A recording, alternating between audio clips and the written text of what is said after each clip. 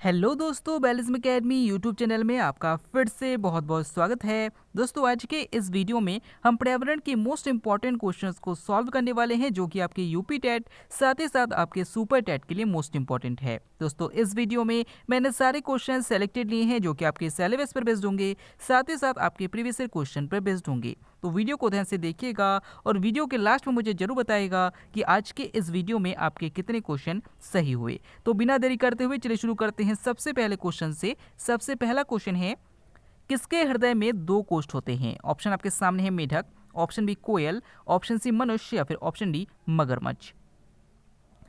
दोस्तों, यहाँ पर कोई भी ऑप्शन सही नहीं होगा, यहाँ पर मिसप्रिंट है। ध्यान रखिएगा कि जितने भी जलीय जीव होते हैं उनमें उनके हृदय में दो कोष्ठ होते हैं। जितने भी उभयचर वर्ग के जीव होते हैं उनके हृदय में तीन कोष्ठ होते हैं। और याद रखिएगा कि जो पक्षियाँ होती है और जो स्तनधारी वर्ग के जीव होते हैं उनके हृदय में चार कोष्ठ होते हैं। तो यानी कि यहाँ पर कोई भी जो जलीय जीव है उसका उदाहरण नहीं है, यानी कि यहाँ पर कोई भी ऑप्शन सही नहीं होगा। अगला क्वेश्चन, दालें निम्नलिखित में से किसका उत्तम स्रोत है? ऑप्शन आपके सामने है protein, option B carbohydrate, option C vitamin या फिर ऑप्शन डी वसा। इसका सही आंसर हो जाएगा ऑप्शन ए प्रोटीन। दोस्तों, याद रखिएगा कि जो प्रोटीन का सबसे उत्तम स्रोत है वो दालें हैं और सोयाबीन है। अगला क्वेश्चन, घिरा सागर किसे कहा जाता है? ऑप्शन आपके सामने है कैस्पियन सागर, ऑप्शन बी लाल सागर, ऑप्शन सी भूमध्य सागर या फिर ऑप्शन डी तस्मान सागर। इसका सही आंसर हो जाएगा ऑप्शन सी भूमध्य सागर। दोस्तों, याद रखिएगा कि भूमध्य सागर को घिरा सागर भी कहा जाता है क्योंकि ये चारों ओर से भूमि से घिरा हुआ है। अगर आपसे पूछा जाता है कि सबसे बड़ा सागर कौन सा है तो याद रखिएगा कैस्पियन सागर है। अगर आपसे पूछा जाता है कि एशिया और अफ्रीका को कौन सा सागर अलग करता है तो याद रखिएगा लाल सागर अलग करता है। अगर आपसे पूछा जाता है कि यूरोप और अफ्रीका को कौन सा सागर अलग करता है तो भूमध्य सागर अलग करता है। और अगर आपसे पूछा जाता है कि न्यूजीलैंड और ऑस्ट्रेलिया को कौन सा सागर अलग करता है तो याद रखिएगा तस्मान सागर अलग करता है। अगला क्वेश्चन, नेक्स्ट क्वेश्चन है, कोशिका का श्वसन स्थल किसे कहा जाता है? ऑप्शन आपके सामने है राइबोसोम, ऑप्शन बी गाल्जी काय, ऑप्शन सी लाइसोसोम या फिर ऑप्शन डी माइटोकॉन्ड्रिया। इसका सही आंसर हो जाएगा ऑप्शन डी माइटोकॉन्ड्रिया। दोस्तों, याद रखिएगा कि कोशिका का श्वसन स्थल और कोशिका का ऊर्जा गृह दोनों माइटोकॉन्ड्रिया को कहा जाता है।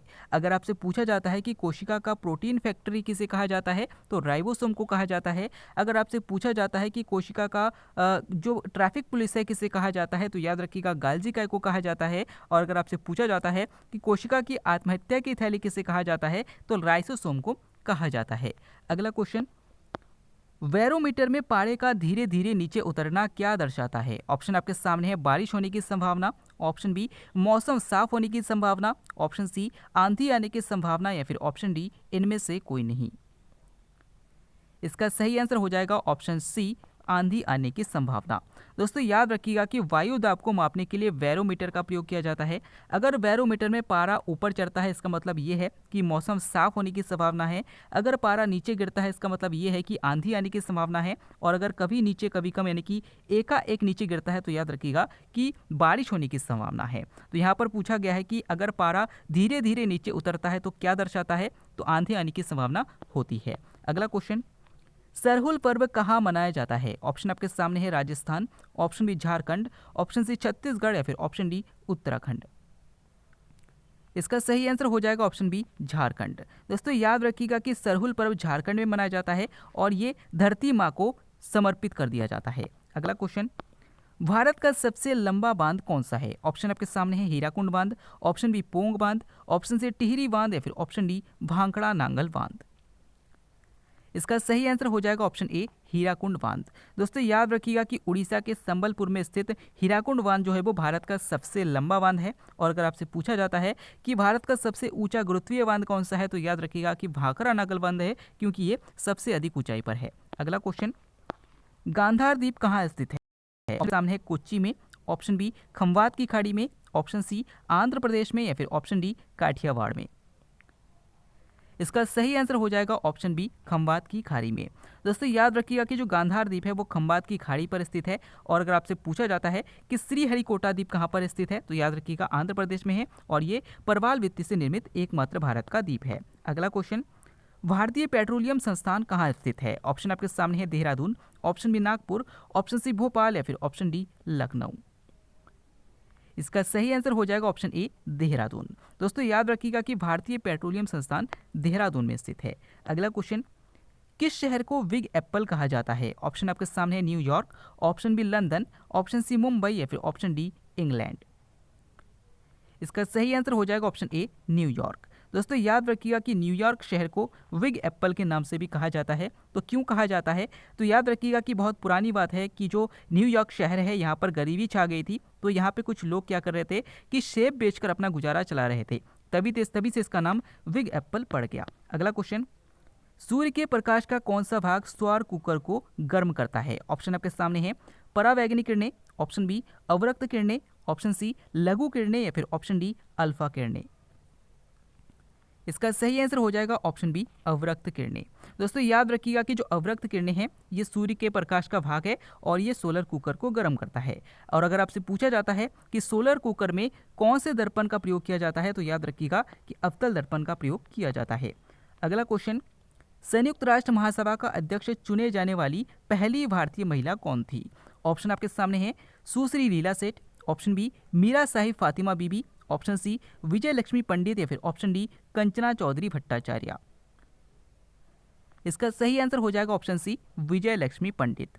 दोस्तों याद रखिएगा कि संयुक्त राष्ट्र महासभा का अध्यक्ष चुने जाने वाली पहली भारतीय महिला विजय लक्ष्मी पंडित थी। और अगर आपसे पूछा जाता है कि भारत की पहली जो उच्च न्यायालय की महिला मुख्य न्यायाधीश थी वो कौन थी, तो याद रखिएगा सुश्री लीला सेठ थी। अगर आपसे पूछा जाता है कि भारत में उच्चतम न्यायालय यानी कि सुप्रीम कोर्ट की पहली महिला न्यायाधीश कौन थी, तो मीरा साहिब फातिमा बीबी थी। और अगर आपसे पूछा जाता है कि भारत की पहली महिला डीजीपी कौन थी, तो याद रखिएगा कंचना चौधरी भट्टाचार्य थी। अगला क्वेश्चन, भारतीय झंडे में सफेद रंग किसके द्वारा जोड़ी गई है? ऑप्शन आपके सामने है Mahatma Gandhi, option B J B. Kripalani, option C Pingali Venkayya या फिर ऑप्शन डी मैडम भीकाजी कामा।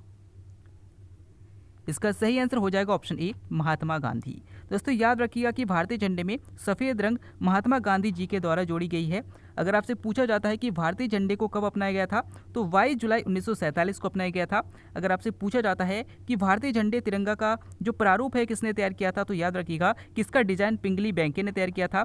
अगर आपसे पूछा जाता है कि भारतीय संविधान सभा के झंडा समिति के अध्यक्ष कौन थे, तो जे.बी. कृपलानी थे। और अगर आपसे पूछा जाता है कि भारत के बाहर पहली बार किसने भारतीय झंडे को फहराया था, तो याद रखिएगा मैडम भीकाजी कामा ने फहराया था। अगला क्वेश्चन, विश्व का सबसे बड़ा ऊन उत्पादक देश कौन सा है? ऑप्शन आपके सामने America, option B Bharat, option C Australia या फिर ऑप्शन डी कनाडा। इसका सही आंसर हो जाएगा ऑप्शन सी ऑस्ट्रेलिया। दोस्तों याद रखिएगा कि विश्व का सबसे बड़ा ऊन उत्पादक देश ऑस्ट्रेलिया है। अगला क्वेश्चन, द्वितीय अशोक किसे कहा जाता है? ऑप्शन आपके सामने है Akbar, option B Kanishka, option C Shivaji या फिर ऑप्शन डी शेरशाह सूरी। इसका सही आंसर हो जाएगा ऑप्शन बी कनिष्क। दोस्तों याद रखिएगा कि कनिष्कों को द्वितीय अशोक के नाम से भी जाना जाता है, क्योंकि अशोक ने बहुत सारे अच्छे काम किए हैं जो कि अशोक ने भी किए थे। अगर आपसे पूछा जाता है कि ग्रांड ट्रंक रोड किसने बनवाई थी, तो शेरशाह सूरी ने बनवाई थी। अगला क्वेश्चन, निम्न में से किसमें पित्ताशय नहीं होता? ऑप्शन आपके सामने चूहा, option B giraffe, option C ऊंट या फिर ऑप्शन डी मछली। इसका सही आंसर हो जाएगा ऑप्शन ए चूहा। दोस्तों याद रखिएगा कि चूहा में पित्ताशय नहीं पाया जाता। नेक्स्ट क्वेश्चन है, भूमंडलीय 500 पुरस्कार किस क्षेत्र में दिया जाता है? ऑप्शन आपके सामने खेल, ऑप्शन बी औषधि, ऑप्शन सी सिनेमा या फिर ऑप्शन डी साहित्य। इसका सही आंसर हो जाएगा ऑप्शन बी औषधि। दोस्तों याद रखिएगा कि भूमंडलीय 500 पुरस्कार औषधि के क्षेत्र में दिया जाता है और ग्लोबल 500 पुरस्कार जो है वो पर्यावरण के क्षेत्र में दिया जाता है। और अगर आपसे पूछा जाता है कि ग्रीन ऑस्कर किसे कहा जाता है, तो याद रखिएगा कि जो गोल्डन पांडा पुरस्कार है उसे ग्रीन ऑस्कर के नाम से भी जाना जाता है। अगला क्वेश्चन, बिना बीजों के फलों के विकसित करने की विधि क्या कहलाती है? ऑप्शन आपके सामने है vermiculture, option B tissue culture, option C floriculture या फिर ऑप्शन डी पीसी कल्चर।